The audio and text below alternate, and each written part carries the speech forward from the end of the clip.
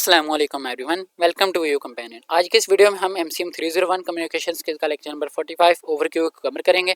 पिछले lecture number 44 में हमने पिछले जो 44 लेक्चर्स हैं उसमें हमने कम्युनिकेशन की तमाम जो पहलुओं को तफसील से जायजा ले लिया। Oral delivery, visual aids, settings, group communication, written communication के एलिमेंट्स, बिजनेस लेटर्स और उसके डिफरेंट टाइप्स, जिसमें direct approach, direct request, good news, disappointing news, persuasive, resume writing और इंटरव्यू स्किल्स। अब जो आखिरी लेक्चर नंबर 45 है, इन तमाम सबक का एक खुलासा है। ये लेक्चर आपको बताता है कि इस कोर्स के सीखी हुई चीज़ें ज़िंदगी भर कैसे इस्तेमाल होती हैं। इस लेक्चर के जो 5 अहम नुकते हैं वो इस पूरे कोर्स के निचोड़ हैं।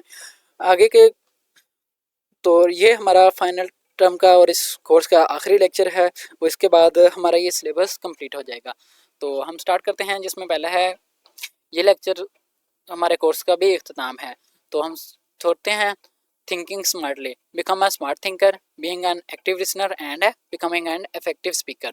हम स्टार्ट करते हैं थिंक स्मार्टली से कि फाइंडिंग और identify, being aware of one's capability and limitations, defining one goals and objective, sorting out one priorities and organizing oneself to produce results require giving a serious thought by asking yourself questions like, तो यहाँ पर कुछ questions ask कर सकते हैं। Who are you, where am I, where do I stand professionally, what are my strengths, what are my major problem areas and so on. तो सबसे पहले अपने बारे में सोचना सीखें, अपनी पहचान करें।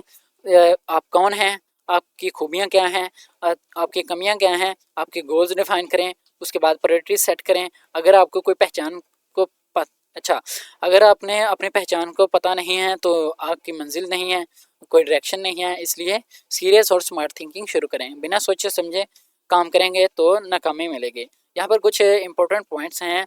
तो if you have no concept of your identity then you have nothing on which to build your plans of the future. अगर आपको क्लैरिटी नहीं है तो आपके फ्यूचर के प्लान नहीं बन सकते। A lack of identity often result in lack of directions. उसके बाद you must know your strength and weaknesses, otherwise the process of defining your goals and working toward them will be flawed. उसके बाद आता है हमारे पास listen actively. Out of the various ways you interact with people, listening, speaking, reading and writing nearly 42% of your working time and the spent in listening. A good communicator need to be good listener, otherwise barriers occur and effectiveness. तो बातचीत के मुख्तलिफ तरीके हैं, जैसे कि बोलना, सुनना, पहचानना और लिखना। एंड उसमें से 42% वक्त हम सुनने में गुजारते हैं, इसलिए इफेक्टिव लिसनर बनना बहुत ज़रूरी होता है। सिर्फ सुनना नहीं बल्कि एक्टिव लिसनर बनना होता है। लिसनिंग प्रोसेस के 6 स्टेजेस थे जो हमने पहले मिनट्स में भी पढ़े हुए थे। हम दोबारा उनको देखते हैं, जो कि थे receiving, filtering, understanding, remembering, evaluating, responding. सबसे अहम स्टेज रिमेंबरिंग होती है, क्योंकि हमने सुनी हुई बात सिर्फ आधा हिस्सा याद रखते हैं और वो भी हिस्सा नहीं जैसे कहा गया है, बिल्कुल बल्कि जैसे हमने समझा है। उसके बाद कुछ गाइडलाइंस हैं अटेंटिव यानी कि एक्टिव लिसनिंग की हेडोंस में, जिसमें यह है कि keep an open mind, listen non judgmentally. उसके बाद रिकग्नाइज योर ओन बाइसेस। उसके बाद welcome new viewpoints rather than resisting them. उसके बाद बी मोटिवेटेड टू लिसन। उसके बाद be alert to non verbal cues. उसके बाद listen with the goal in mind, react to your message not to the person, listen for supporting ideas without personal prejudice or bias. उसके बाद है don't get angry, remember it's impossible to listen and speak at the same time. उसके बाद है try to get into the other person's inner frame of reference. उसके बाद है listen for speakers main idea and concurrent on their meaning, take advantage of your brain power. उसके बाद है कि no not jump to conclusion, listen for facts before forming your opinion, ask questions, show your interest and attention, keep them pertinent to the speaker's frame not yours. उसके बाद है listen with the heart as well as the head. तो यही है कि ये तमाम guidelines याद रखें। जब तक आप एक्टिव लिसनर नहीं बनेंगे आपकी कम्युनिकेशन अधूरी रहेगी। उसके बाद हमारे पास आ जाता है speak effectively, how to be an effective speaker, a good negotiator and an impressive communicator.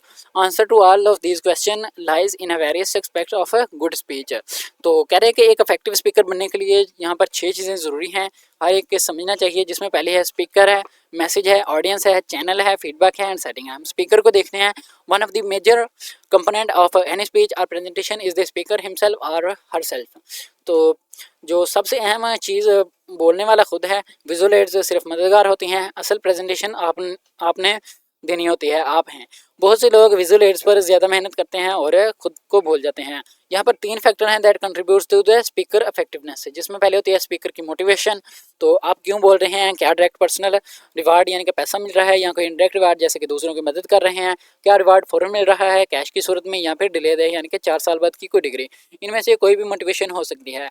उसके बाद हमारे पास आ जाता है स्पीकर की क्रेडिबिलिटी, कि आपकी बात ही मानी जाएगी या आप क्रेडिबल लगेंगे। अगर क्रेडिबिलिटी 3 चीज़ों से बनती है, जिसमें पहले है ट्रस्टवर्थनेस यानी कि भरोसा हो, कंप्लीटनेस हो, जानकार हो यानी कि आपके पास मुकम्मल नॉलेज हो, उसके बाद गुडविल हो कि दूसरों की जो भलाई चाहते हो। जो स्पीकर वेल ऑर्गेनाइज्ड होता है वो कंपटेंट लगता है, जो अट्रैक्टिव और डायनामिक होता है वो ज़्यादा क्रेडिबल लगता है। उसके बाद हमारे पास आ जाता है स्पीकर डिलीवरी, आपका मैसेज पेश करने का तरीका, कि अच्छी लिखी हुई स्पीच भी अगर बुरी तरह डिलीवर की जाए तो बेकार हो जाती है। डिलीवरी स्टाइल स्पीच के मकसद को मुताबिक होनी चाहिए। फिर हमारे पास आ जाते हैं कि the message refer to the everything a speaker does और says both verbally and non verbally. The verbally component में be analyse in term of the basic elements, जिसमें कंटेंट है, स्टाइल है, स्ट्रक्चर है। Let's look at the each of these element. तो आप जो कुछ कहते हैं और दिखाते हैं वो मैसेज है, जिसमें पहला है कंटेंट है। तो कंटेंट जो है वो आपकी स्पीच का जो मीट यानी कि गोश्त है, आप अपने टॉपिक के बारे में क्या कहते हैं, ये वो की बॉडी है इसकी मैसेज की, आप अपने टॉपिक पर पूरी रिसर्च करें और हर पॉइंट पर लिखना बोलना सीखें। उसके बाद हमारे पास स्टाइल है, the manner it win you present the content of your speech in your style. के स्ट्रक्चर में ये हो सकता है, अच्छा स्टाइल में हमारे पास ये हो सकता है कि अपनी बात पेश करने का जो अंदाज़ है ये बात फॉर्मल से लेकर बहुत इनफॉर्मल तक हो सकती है। स्टाइल स्पीकर ऑडियंस ओकेजन और सेटिंग के मुताबिक होना चाहिए। उसके बाद हमारे पास स्ट्रक्चर है, स्ट्रक्चर ऑफ मैसेजेस ऑर्गेनाइजेशन, के मैसेज की ऑर्गेनाइजेशन हर स्पीच में 3 हिस्से पर होती है, जिसमें पहला होता है इंट्रोडक्शन, के ओपनिंग ग्रैबर जिसमें कोट शॉकिंग स्टेटक या कोई एजेंडा या पर्पस पेश करते हैं। फिर बॉडी होती है जिसमें मेन पॉइंट सपोर्टिंग मटेरियल होता है, सारी डिटेल होती है। फिर कंक्लूजन होती है जिसमें समरी ऑफ मेन पॉइंट्स होती है।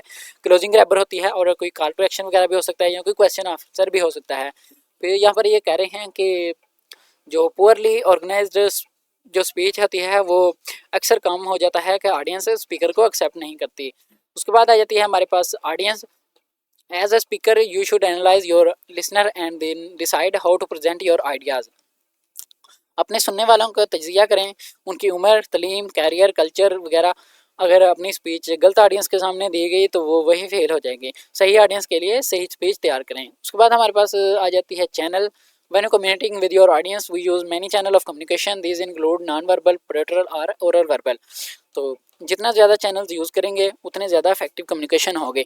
3 किस्म के चैनल है, जिसमें पहला होता है नॉन वर्बल चैनल, जिसमें gestures, facial expressions, body movement और पोस्चर वगैरह यूज़ किया जाता है। उसके बाद पिक्टोरियल होता है जिसमें डायग्राम, चार्ट्स और ग्राफ वगैरह होते हैं। पिक्चर्स होती हैं, ऑब्जेक्ट होते हैं। फिर ओरल होता है जिसमें टोन ऑफ योर वॉइस होती हैं, वेरिएशंस इन पिच होती हैं, वॉल्यूम होता है और अदर वोकल व्यू वैरायटी होती है। उसके बाद हमारा कम्युनिकेशन का नेक्स्ट इंपॉर्टेंट पार्ट होता है जो कि फीडबैक है। By feedback the speaker receives information about how is our message. तो बोलते वक्त ऑडियंस की तरफ से जो रिएक्शंस आती हैं, जैसे कि चिड़ियों के भाव, चेहरों के जो एक्सप्रेशंस होते हैं, सवाल होते हैं या हेड नोडिंग होती है, नोडिंग होती है, वो फीडबैक होते हैं। जब तक स्पीकर उन रिएक्शंस का जवाब नहीं देते, फीडबैक प्रोसेस अधूरी रहती है। उसके बाद आ जाती है setting, the place in you are delivering.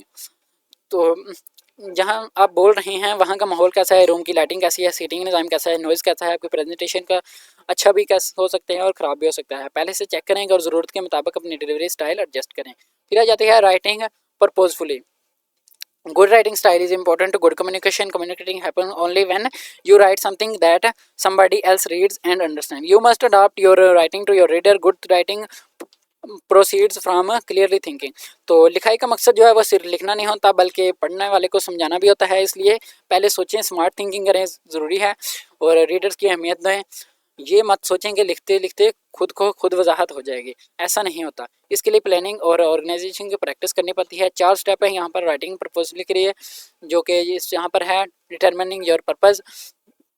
उसके बाद है considering your reader, choosing your idea, फिर है डिटरमाइनिंग योर कंटेंट। ये याद रखें कि आपकी लिखाई की कामयाबी का 60% तैयारी पर मबनी होता है। उसके बाद हमारे पास आ जाता है लाइव हैप्पीली, यानी कि खुशी से ज़िंदगी गुजारना। कम्युनिकेशन, अच्छा लाइव हैप्पीली यानी कि लिव हैप्पीली, खुशी से ज़िंदगी गुजारना। Communication perform many important function related to our day by day needs. Our success in satisfying our needs rests with our skills in interpreting our responding to the communicating behavior of other people।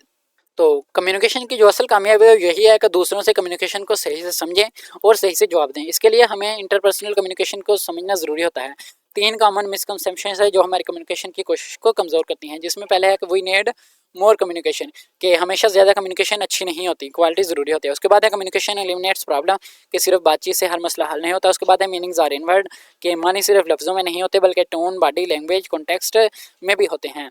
इन गलतफहमियों से बचना चाहिए। Communication के ये जो communication है कोई एक life time process समझे, रोज़ाना इसे बेहतर करने की कोशिश करें। इससे आपकी जो ज़िंदगी है वो खुशगवार और सेहतमंद होगी। और इसी के साथ जो हमारा MCM 301 कम्युनिकेशन का जो पूरा स्किल है वो इख्तिताम को पहुंचता है। मैं उम्मीद करता हूं कि आपको तमाम लेक्चर्स और आप कम्युनिकेशंस के तमाम बुनियादी असूलों, टेक्निक्स और एप्लीकेशंस की समझने में आसानी होगी, आपको समझने में मदद हुई होगी। याद रखें कि कम्युनिकेशन एक लाइफ टाइम स्किल है, इसे रोज़ाना प्रैक्टिस करें, सीखते रहें और बेहतर करते रहें। ये इसी वजह से कम्प्लीट हो गई। तो हम क्विकली इस लेक्चर को समराइज़ करते हैं। तो जो लेक्चर नंबर 45 है ये पूरे कोर्स का निचोड़ है। इसमें 5 अहम जो सबक हैं, जिसमें पहला है थिंक स्मार्टली, कि अपनी पहचान, अपनी खूबियाँ, कमियाँ, गोल्स और प्रायोरिटीज़ समझें। उसके बाद बिना पहचान की कोई डायरेक्शन नहीं होती। फिर हमने लिसन एक्टिवली का देखा, कि जिसमें उसके बाद हमने नंबर 3 पर देखा था कि स्पीक इफेक्टिवली, जिसके हमने 6 कंपोनेंट्स भी देखे थे। फिर हमने देखा था कि राइट पर्पजफुली। उसके बाद हमने देखा कि लिव हैप्पीली। तो यहीं तक था हमारा लेक्चर। और मेरा कुछ क्वेश्चन ये है कि इस कोर्स से आपने क्या सीखा, तो अपना जवाब कमेंट्स में ज़रूर दीजिएगा। अगर वीडियो अच्छी लगी हो तो वीडियो को लाइक करें, शेयर करें एंड चैनल वीडियो कंपेनियन को सब्सक्राइब करें। And best of luck for your finals. मिलते हैं नेक्स्ट। अगर टाइम मैनेज हुआ तो मैं ज़रूर कोशिश करूँगा कि इसकी प्रिपरेशन वीडियोज़ भी बना दूँ। तो तब तक के लिए अल्लाह हाफिज़।